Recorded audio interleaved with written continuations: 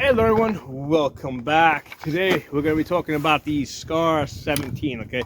And we're going to be focusing on some things that I don't like about it, okay? Or I don't love about it. Now don't get me wrong, this is an excellent machine, a really fine piece of engineering.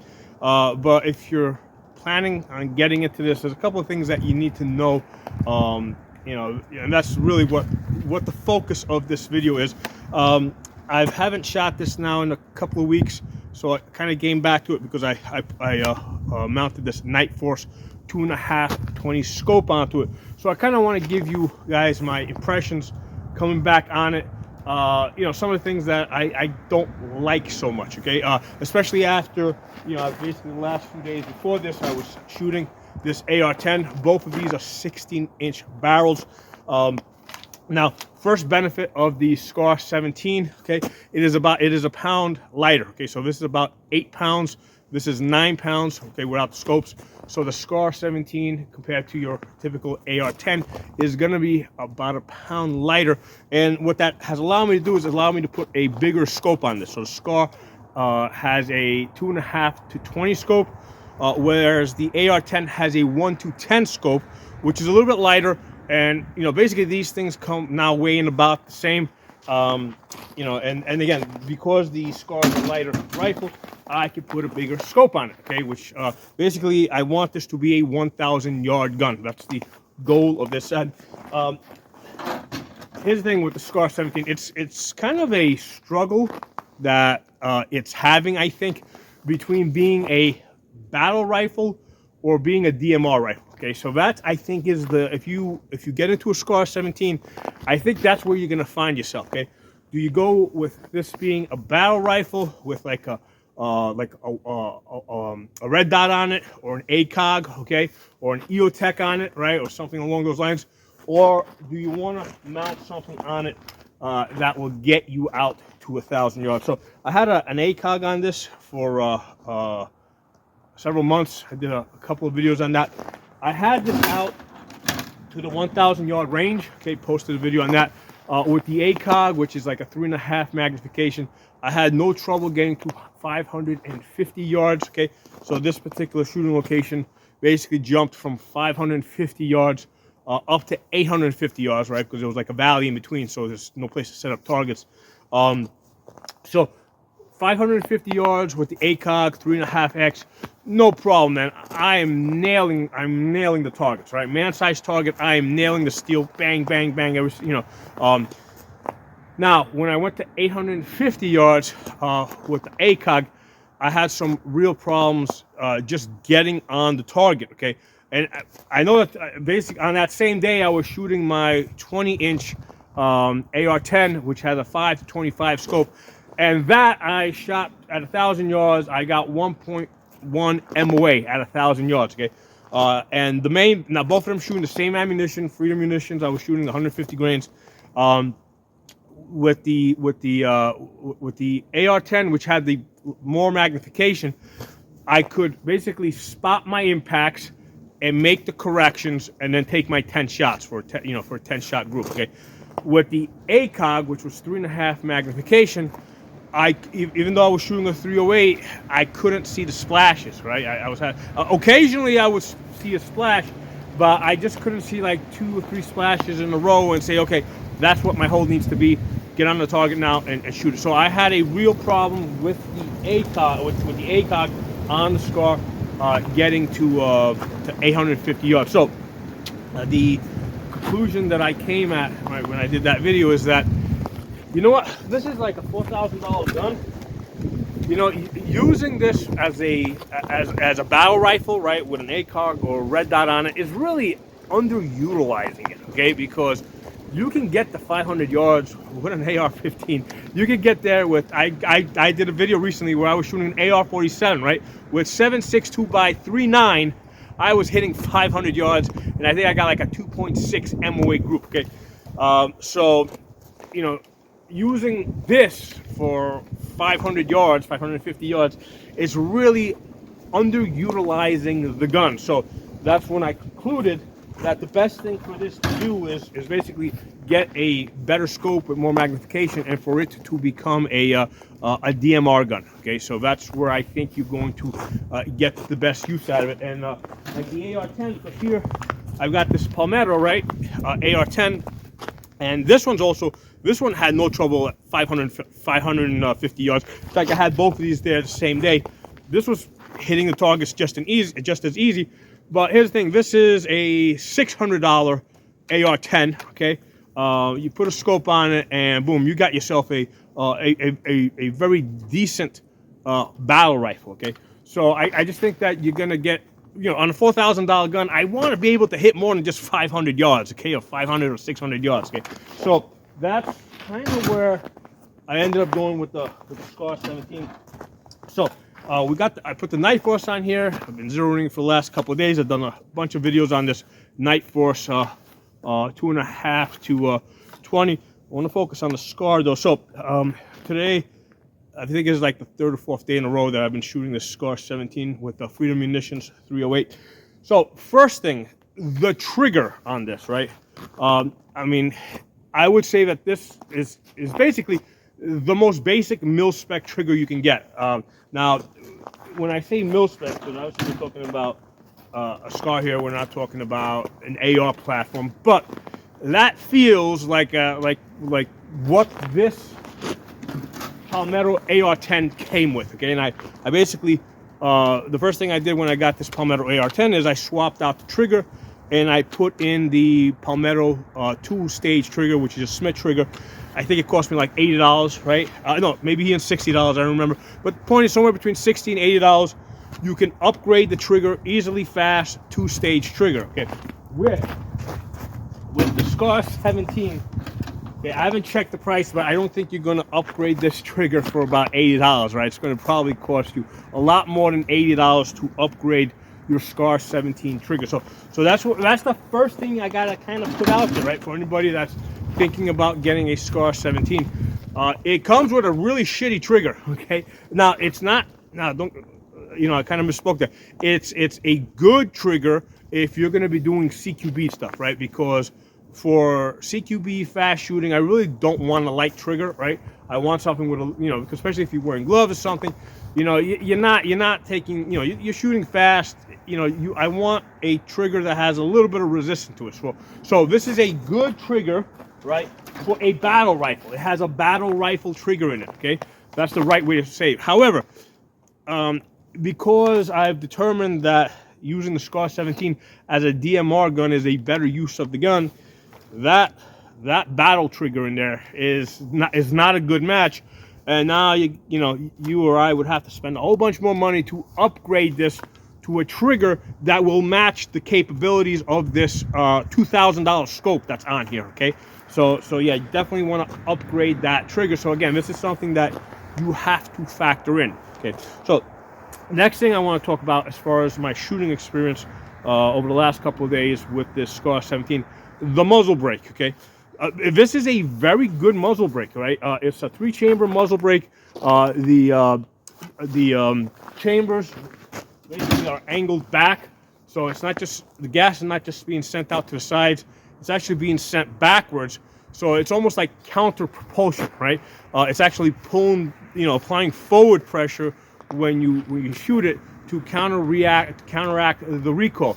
And as a result, the recoil is less. However, the flinch is more, right? Because this thing is so freaking loud. Okay, so with this 3-chamber muzzle brake that comes with it, even though it's really good at countering the recoil, because it's so loud, and I've had double ear protection. I had the ear cushions and the ear muffs over it. Okay, and here's the thing with loud sounds or concussion waves. Okay, it doesn't just go in through your ears. It actually, the wave, right, the sound wave goes through your body.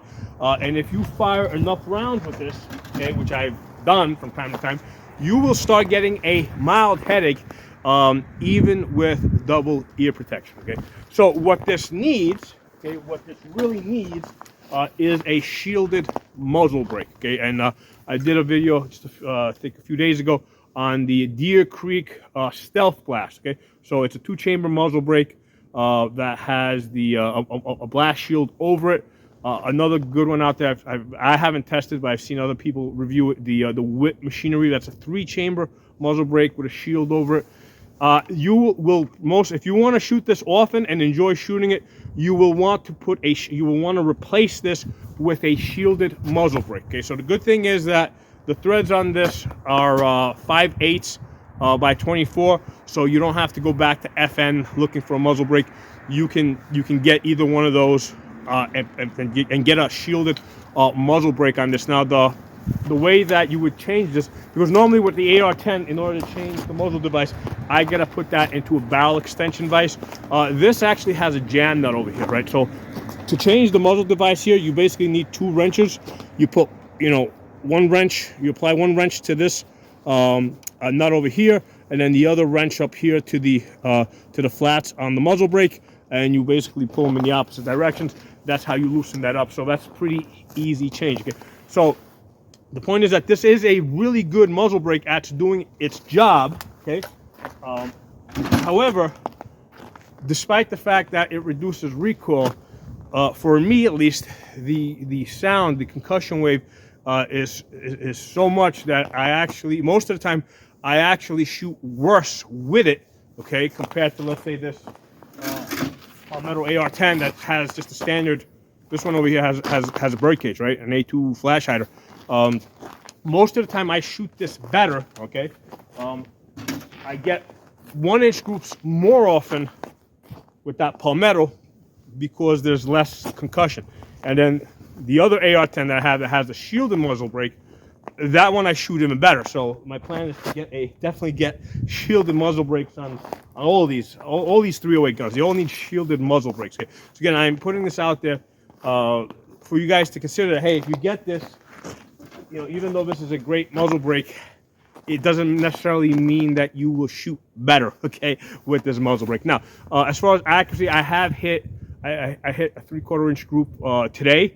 I hit one a couple of days ago, and I've hit it several times before. I think I probably even hit 1/2-inch groups using Freedom munitions, right? That's what I mainly use with my AR-10s or my 308 guns.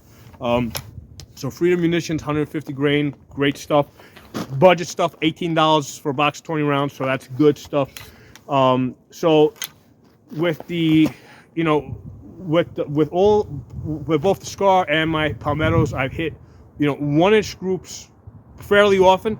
But sometimes, like with the Scar, when I get on it, I tend to, when I go to shoot, because I'm anticipating that concussion wave, I tend to, tighten up a little bit, and a lot of times I throw my shots. Okay, so for me at least, I don't shoot better with that muzzle brake.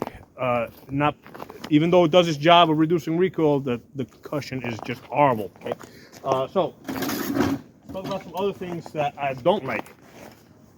Okay, the safety. Okay, this has that 45-degree safety, which confuses the shit out of me, just because I've been working for so many years, right, with the with these 90-degree safeties, right? I've been working with these for so many years. Just the length, the positioning, and I'm not saying that the Scar one is necessarily bad, but if you're used to using AR-15s and AR-10s, this safety lever here feels very different. Okay, it's not the same. Like when I go to reach for it with my thumb, okay, it doesn't feel like it's in the same position. It feels like it's a little bit slow. So that I don't like it. Okay, I don't like the safety lever. It's really short on this side, and I think it's more to it than just the length of it. It's just positionally it might be like slightly in or slightly up. I don't know, but it just feels like I'm reaching for it. Okay, so yeah, I don't like the safety lever on the Scar. So if you're used to using AR-10s and AR-15s and AR-9s, you're not gonna like it. Okay, so just something to keep in mind with that. Magazines, I mean, basically, you can't put your AR-10 magazines in here. So if you're like me, you got a whole bunch of AR-10 magazines, you can't hot swap them into this, which is, for most people that get into Scars, that's not like a deciding issue, a make or break issue, but just be aware that you're gonna have to invest in more magazines. Okay, so that's a minor point. I'm not gonna go too deep into that. Now, one of the things that is annoying, okay, is the key mod. Okay, so this has key mod instead of M-LOK. Now, this SCAR was probably built way before the military. It's probably built before the military switched over to M-LOKs. It's several years old. Now, when I look at the new SCARs that are being offered, what they're doing is they're putting Picatinny rail. Okay, so what I think they're doing is, if you take off that Picatinny rail, I think you're going to find key mod underneath it. So now the military, I think, is getting M-LOK rails. Okay, so what I think FN is trying to do is they're trying to get rid of the key mod rails that they have, but they're like, okay, nobody's going to want key mods now. So what they're doing is they're basically selling them with the sections of Picatinny over it, so you can't even see it. But it's, I guess, I'm suspecting that if you take off the Picatinnies, you're going to find key mod underneath it. Okay, that's what I suspect. Now, if you want to change these things go for like $300. So these are not cheap. Okay, so that's one of the things to pay attention to if you're going to buy a SCAR. Pay attention to the, you know, what type of system they have set up, whether it's M-LOK, key mod, or Picatinny for putting your accessories. Okay. All right, next thing to make you guys aware of, the let's move this, because the what do you call this? The gas valve. Okay, it is a 2-position gas valve that comes standard. Okay, and I wish it came with more positions. Okay, now there are some aftermarket ones that you can put in there. Okay, but again, that's now an additional expense. With this being in the lower position, you know, I mean, it's you know, it pretty much depends on the muzzle brake to reduce that recoil. Even with the gas valve being in the lowest position, that's not going to help. Now, one of the reasons, now let me say this: the SCAR is known as an optics breaker. Okay, so this is another thing that you may not like about the SCAR. If you buy the SCAR, you are committed to buying an optic that is SCAR rated. Okay. So it's going to have to be an ACOG or a Night Force, or, you know, some other expensive optic that is SCAR rated, right? SCARs are known for breaking optics, so that's one of the things that you got to keep in mind. Now, the question becomes, why is it an optics breaker? Now, I suspect the reason for that is because this recoil spring that they have in here, and I took this apart in a different video if you're interested in seeing that, is so light. Okay, that when this gun goes bang and the bullet goes back, okay, there's like very little to slow down that bolt from coming back. So there's, you know, I mean, this thing just comes really back really hard and just jolts the gun. I think that is the reason why this is an optics breaker. One of the things that, I mean, I don't even know if it's available. One of the things that would be interesting is if you could upgrade the recoil spring to something a little bit stiffer, which is what I did with my AR-10. Okay, with the AR-10, first of all, I put in a heavier 5.6 ounce Core Valley buffer weight. Okay, and what I also did is I put the orange Sprinko spring in here. Okay, so this has quite a bit of resistance when I pull this back, but that cushions the recoil. Okay. And in addition to that, I've got like a 17 position adjustable gas valve, so I'm able to tune down the gas to the minimal amount of gas needed to lock the bolt open. So even without a shielded muzzle brake, the recoil is not so bad. Now, when I put like on my other one, when I put the shielded muzzle brake on this, it becomes all that much more pleasant. Okay, but that's the reason why I think that the SCAR is known as an optics breaker. This recoil spring is just so light, the gun is just beating itself up. Okay, that's what I suspect. Right. So next thing, let's talk about the mounting points for your sling. Get this out of there. Okay, so mounting points for your sling. So here's the thing, because this comes with the key mod, basically if you wanted to mount your sling a little further up here, you'd have to get something that is a sling mount that is specific to the key mod. And on the back side here, we got the boot. So it'd be nice if this had a QD socket, which it doesn't. Okay, now on my AR-10 stocks, I can easily add a drill a hole, add a QD socket, right? They're like, they're less than $10, right? The QD sockets that you can add to the back of an AR stock. With this one, it's a lot thicker. I wouldn't want to mess with drilling into this.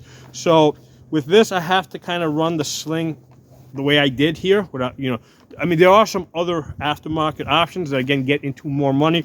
This is probably the cheapest way to do it, right? Especially if you're not 100% sure of, what you may want to do down the road with it, right? So you run it through here, and then in the front here, I put the H, I put an H&K hook, okay?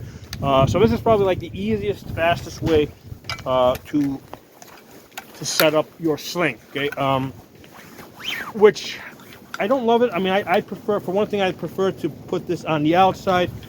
I would have preferred to put this a little bit further up, but you know what? It's one of those things where it kind of works. It doesn't bother me that much that I'm going to run out and change it. But that's one of the things to be aware of. I mean, FN is kind of locking you into using their mounting points front and back over here. They do also have mounting points over here. I did try this over here. I just didn't like when I had this slung on my back. The thing was just moving around way too much. I didn't feel like it was secured. So for most people, this is probably going to be the easiest, fastest, most trouble-free way of mounting it. All right, to set up your sling like this. Okay, so I think that's all the main points I wanted to share with you guys. So like I said, don't take this wrong. This is an excellent piece of engineering. It's a $4,000 gun, and if you buy it, you're committing yourself. Oh, by the way, I think I've seen it at Palmetto for about as low as like $3,500. So check out, if you're interested in this gun, check out Palmetto's website. The ones that they have are the ones that have the Picatinny rail on the sides here. So again, I think that's FN trying to get rid of their old rails. So yeah, check out Palmetto's website. I think I've seen it cheaper over there for about $3,500. But main thing is, like, if you buy a SCAR, you're spending like $3,500 to $4,000, and you're committed to buying an expensive optic. You can't just throw any optic on there, because even the good ones, SCARs are known for breaking them, right? So it specifically has to be SCAR rated. Other thing that's kind of like this boot, the whole folding boot system, I'm not like a huge fan of it. I've never found a situation with this that I was like, hey, I need to fold this, right? This is like a big convenience. Get you, oh, there it is, that button. I never found myself like really needing or wanting to fold this, okay? So I think it just adds, I mean, I'm sure there's people out there that might make use of it. I've never, well, there you go. I've never really made use of the folding feature on the SCAR 17. Now, the same can be said for my AKs. Like on all of my AKs, I know a lot of guys, they're big on putting folding stocks on their AKs. I raise all my AKs have M4 collapsible stocks on them. Okay, so I've never made use of the boot. Okay, so anyway, some ideas for you guys to think about. And like I said, don't get me wrong, I like the SCAR. I think it's an excellent piece of engineering. I just want to make sure that if you're thinking of getting it, some of the other things that kind of go along with it. Primarily, you're going to have to spend a whole bunch of money on that trigger, right? If you want to upgrade the trigger to something that is better for a DMR gun, right? Because this kind of comes set to be more of a battle rifle setup, even though they got this muzzle brake on here. If you're going to go battle rifle, I would change out the muzzle brake, right? Because it is obnoxiously loud. Just get yourself like a bird cage or something. Okay, if you're going to go battle rifle, if that's your intention with this, I would get rid of that, and then you can stay with the trigger. If you want this to be a DMR gun, right, then I would upgrade the trigger to a 2-stage or something that's a little easier to work with. Okay, when I shoot this, it's like one of those weird things. It's like I can get like 3/4 inch groups. Okay, and it's like if I work really hard at it and concentrate on my trigger pull, like I can get those 3/4 inch groups. But if I'm not concentrating really hard, the groups can open up to like 3 inches. Okay, whereas with, let's say with this Palmetto, because this has a 2-stage trigger, okay, yeah, if I'm concentrating hard, I can get the 1-inch groups. But if I'm not concentrating hard, I'll get 2-inch groups, or I'll get 1.5-inch groups. Okay, so with this, I do less work. With, you know, I can do less work, and I can get decent groups. With this one over here, it's like I either got to put a lot of work into it, because if I don't put work into it, you know, on my trigger pull and my follow through, I end up with like really shitty like 3 MOA groups. Okay, so anyway, some things for you guys to think about. Drop some comments. I'll talk to you soon.